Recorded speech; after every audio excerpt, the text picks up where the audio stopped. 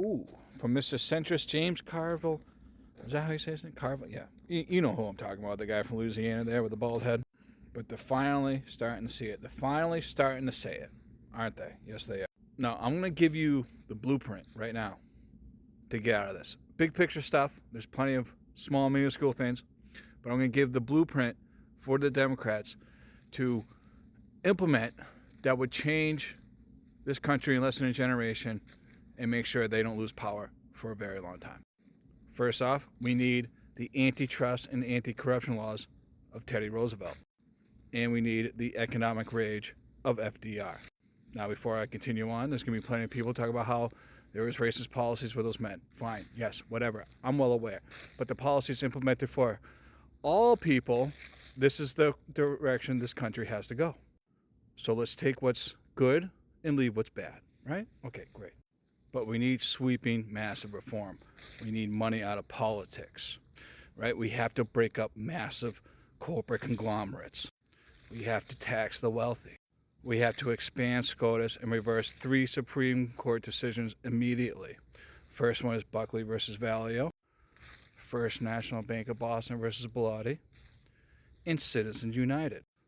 You know Citizens United, and it's bad.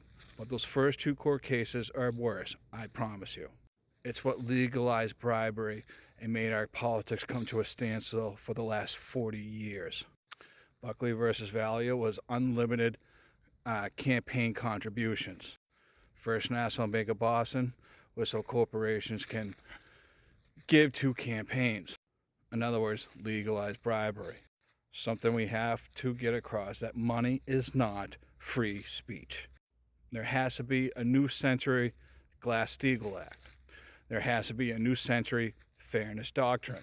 There has to be aggressive oversight to rein in the power of these fucking oligarchs reigning fucking hell on the fucking globe right now. Raise the top marginal tax rates back to the 1950s to the 1960s era.